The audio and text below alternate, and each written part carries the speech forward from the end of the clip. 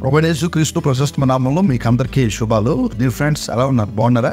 మరొకసారి మీ ముందుకు రావడానికి దేవుడు నాకు ఇచ్చిన మంచి సమయం బట్టి నిజంగా నేను ప్రభువుని స్తుతిస్తున్నాను. ఫ్రెండ్స్, మీకు అందరూ తెలిసినట్లుగానే విజయవాడ పట్టణంలో జరిగినటువంటి విధ్వంసం మీకు అందరికీ తెలుసు. వార్త బీభత్సాన్ని బట్టి కొన్ని వందల మంది ప్రజలు ఎంతగానో వారి బ్రతుకులో, వారి జీవితంలో ఎప్పుడు ఊహించని పరిస్థితి వారికి ఎదురైనట్లుగా మనం చూస్తున్నాం. ఈ క్రమంలో చాలా మంది వారిని విజిట్ చేశారు. చాలా మంది వారి కోసం క్రైస్తవ సంఘాలు, దేవుని బిడ్డలు, దేవుని సేవకులు చాలా మంది వారి కోసం ప్రార్థన చేశారు.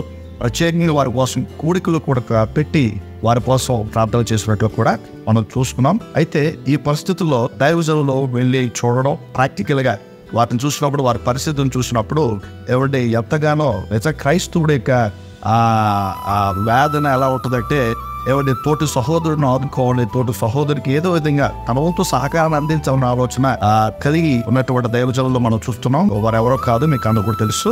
రెవరెండ్ డాక్టర్ పాల్ ఎమ్మాన్యుయల్ గారు దైవజనులు ఎంతో ప్రయాసపడి ఆ పరిసర ప్రాంతాలను కూడా విజిట్ చేసి వారికి మంచి తీర్మానం తీసుకొని చక్కని సహాయ సహకారాలు వారి యొక్క బృందం, అదేవిధంగా వారి యొక్క చర్చ్ మెంబర్స్, వారి సంఘము వారు కూడా కలిసి విజయవాడ డ్యామేజ్ అయినటువంటి విలేజెస్ లో చక్కని సహాయ సహకారం వారు అందిస్తున్నారు.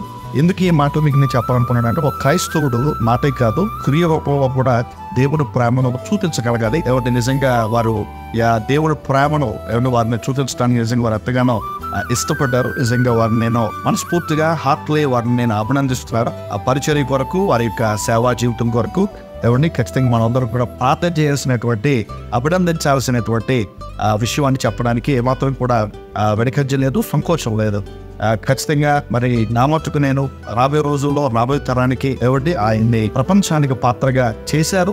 ప్రపంచానికి పాత్రగా దేవుడు తన దైవజనులు వాడుకొని అనేక మందిని సచివుడికి నడిపించాలని మనస్ఫూర్తిగా నేను కోరుకుంటున్నాను. అయితే ఖచ్చితంగా విజయవాడ ప్రాంత నివాసుల కొరకు మనందరూ కూడా ఇంకా బలంగా ప్రార్థన చేద్దాం. దేవుడు ఇంకా బలమైన కార్యాలు దేవుడు జరిగించాలి.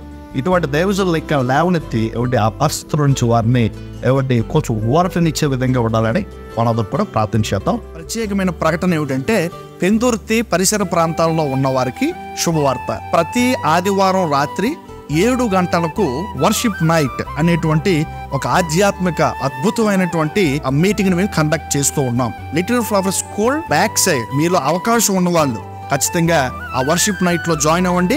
మీ కొరకు ప్రార్థన చేసే అవకాశాన్ని ఇవ్వండి.